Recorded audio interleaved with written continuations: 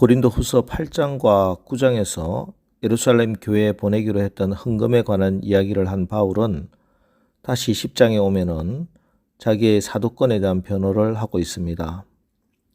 1절을 보시기 바랍니다. 너희를 대면하면 유순하고 떠나 있으면 너희에 대하여 담대한 나 바울은 이제 그리스도의 온유와 관용으로 친히 너희를 권하고. 자, 여기서 너희를 대면하면 유순하고 떠나 있으면 너희에게 대하여 담대한 이라는 말은 바울의 대적자들이 바울을 비난한, 공격한 그 내용입니다. 그 내용을 10절에서 이렇게 설명하고 있습니다. 그들의 말이 그의 편지들은 무게가 있고 힘이 있으나 그가 몸으로 대할 때는 약하고 그 말도 시원하지 않다 하니.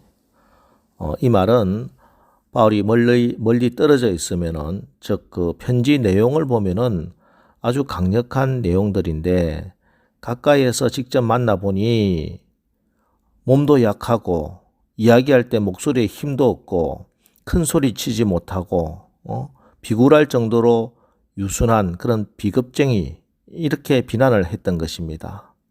사람이 한결같아야 하는데 바울은 편지에서는 그렇게 강하게 무섭게 이야기하더니 직접 만나보니까 교인들 앞에서 아무 소리도 못하고 그렇게 쫓겨나가지 않았느냐.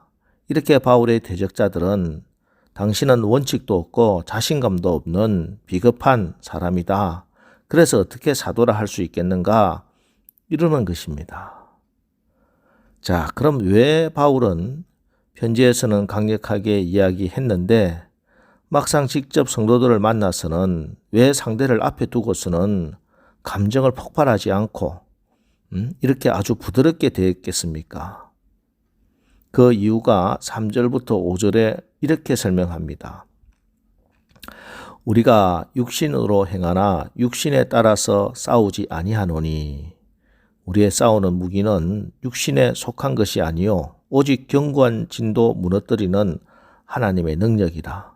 모든 이론을 무너뜨리며 하나님 아는 것을 대적하여 높아진 것을 다 무너뜨리고 모든 생각을 사로잡아 그리스도에게 복종하게 하니.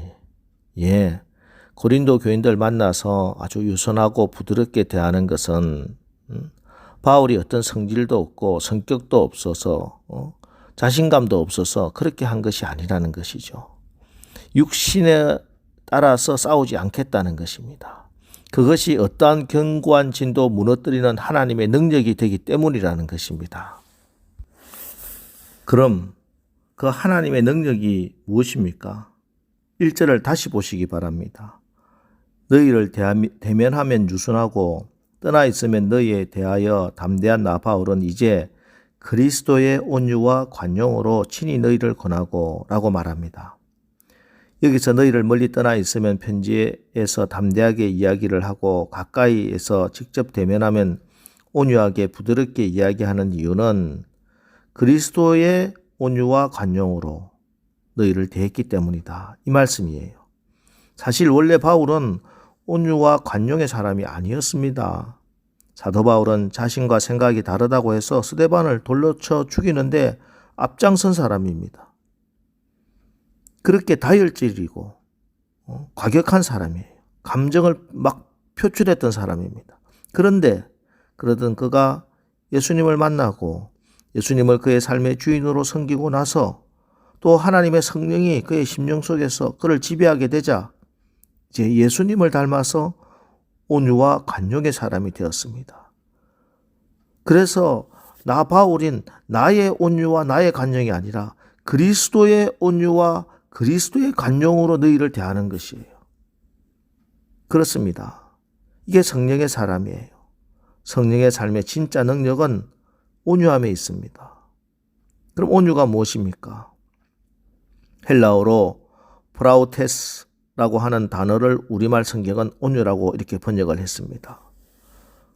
벌판을 질주하던 야생마를 길들여 교통수단으로 쓰게 됩니다. 이처럼 순해진 말을 프라우테스 말이다 이렇게 부릅니다. 사나운 맹수를 훈련시켜서 주인의 명령에 잘 순종하고 따를 때 주인은 이 맹수를 향하여 프라우테스, 즉 온유해졌다 이렇게 말합니다.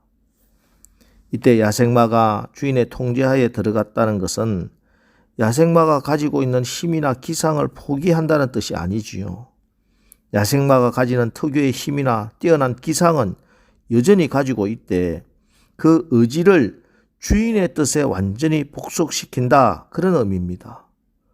그러므로 우리가 온유해진다 하는 것은 우리에게 주어진 재주나 능력, 기상, 비전 이것을 포기하는 것이 아니라 단지 나의 뜻을, 나의 의지를 하나님의 뜻에, 하나님의 의지에 복종시키는 것. 이것이 온유함입니다. 세상의 정욕과 욕심에 눈이 멀어서 고삐 풀린 망아지처럼 날뛰던 우리가 우리의 재능이나 은사는 잃지 않고서도 하나님의 뜻에 순종할 줄 아는 자세가 되는 것, 바로 온유한 것입니다. 자신이 가진 힘의 유익한 목적을 위해서 바로 사용할 줄 아는 성품, 이게 온유한 성품입니다. 그래서 하나님을 향하여 길들여진 사람, 이 사람이 온유한 사람인 거예요. 여러분, 지금 여러분의 열정은 어디를 향해 있습니까? 여러분의 열정이 하나님을 향해 있습니까? 세상을 향해 있습니까? 예수님 때문에 욕심과 성질과 본능을 통제할 수 있습니까? 그럼 여러분은 온유한 사람입니다. 그래서 온유한 사람은 무기력한 사람이 아니라 능력이 있고 힘이 있음에도 불구하고 그 힘의 강약을 조절할 줄 아는 사람입니다. 어떤 분이 온유를 표현하는데 이렇게 표현했습니다. 온유는 거인이 어린아이를 안고 있는 모습이다. 예, 거인은 힘이 있지만 아기에게 힘을 사용하지 않습니다. 온유한 사랑이 바로 그렇습니다. 맹수들도 사랑할 때의 울음소리는 아주 부드럽습니다. 온유해진 것이지요.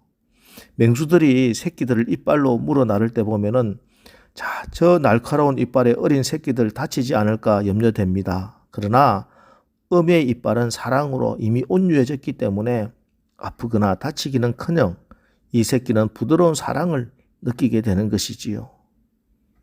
그래서 우리의 상처나 약점, 분노나 잘못된 결점들조차도 성령으로 온유해지면은 이것들을 가지고 우리는 하나님을 섬기고 이웃을 섬기는 데 쓰임받을 수 있는 것입니다. 이 온유한 사람을 하나님 축복하십니다. 그 복이 무엇입니까? 시편 37편 11절 그러나 온유한 자들은 땅을 차지하며 풍성한 화평으로 즐거워하리로다 하고 약속합니다. 마태복음 5장 5절은 온유한 자는 복이 있나니 저희가 땅을 기업으로 받을 것이다 이렇게 약속합니다. 예, 온유한 자들에게 약속된 복은 땅입니다. 유대인들에게 땅은 하나님의 약속이지요. 하나님께서 아브라함을 부르실 때 내가 네게 보여줄 땅으로 가라 하셨고, 그리고 아브라함이 가나안에 도착했을 때 내가 이 땅을 내 자손에게 주리라 약속했습니다. 그리고 가나안 땅은 약속의 땅이 됩니다. 그러니까 이스라엘 백성에게 땅을 기업으로 얻는다 하는 것은 바로 하나님의 약속이 이루어진다는 뜻입니다. 그래서 온유한 사람이 하나님의 약속을 이루게 됩니다. 그리고 온유한 자가 차지하는 또 다른 땅은 사람입니다. 온유한 자는 큰 나무가 많은 사람에게 쉴만한 그늘을 제공하듯이 많은 이들에게 안식과 평안을 주기 때문에 그 영향력이 확대될 수밖에 없겠지요. 오늘 바울에게 있어서 땅은 바로 고린도 교회 교인들입니다. 이들을 얻기 위해서, 그들을 세우기 위해서 바울이 저들을 대할 때 그리스도의 온유와 관용으로 대한 것입니다. 8절 주께서 주신 권세는 너희를 무너뜨리려고 하신 것이 아니요 세우려고 하신 것이니 내가 이에 대하여 지나치게 자랑하여도 부끄럽지 아니하리라. 예, 바울은 고린도 교회 교인들을 무너뜨리려고 한 것이 아니요 세우려고 그렇게 온유하게 대했다는 것입니다. 온유한 자가 사람을 차지합니다. 온유한 사람 곁에 사람이 몰려옵니다. 그래서 지배자가 아닌 위대한 지도자, 어김없이 다 온유한 자였던 것입니다. 여러분, 우리 온유해집시다. 하나님 앞에서 온유해집시다. 하나님이 우리를 붓으로 사용하셔서 그림을 그리시고자 합니다. 하나님께서 원하시는 걸작의 그림이 그려지기 위해서 하나님의 손에 붙들려 있는 붓이 부드러워야 합니다. 너희는 목이 곧은 백성이라. 붓이 뻣뻣하면은 하나님께서 그리시고자 하는 그 그림이 잘 그려지지 않습니다. 하나님이 그림을 그리시기 전에 그래서 붓부터 먼저 부드럽게 하시는 것이 온유하게 만들어 놓고 사용하시는 것입니다. 여러분 기억하십시오. 온유한 자는 복이 있습니다. 온유해야 하나님의 약속이 이루어집니다. 온유해야 사람을 세우고 교회를 세웁니다. 온유하면 바울이 고린도 교인들을 하나님께 돌이키게 했듯이 하나님 나라의 약속의 유업을 받을 것입니다. 이제 오늘 하루도 온유함으로 승리하여 하나님의 기쁨이 되는 하루가 되시기를 주의 이름으로 축원합니다. 기도하겠습니다. 하나님, 오늘 바울은 엄한 말씀을 가지고 책망할 때는 책망했지만 또 사람을 대할 때 나약하다고 오해받을 만큼 온유와 관용으로 대했습니다. 그래서 결국은 고린도 교회 교인들이 회개하고 돌아와 무너졌던 교회가 다시 세워지는 말씀을 읽었습니다.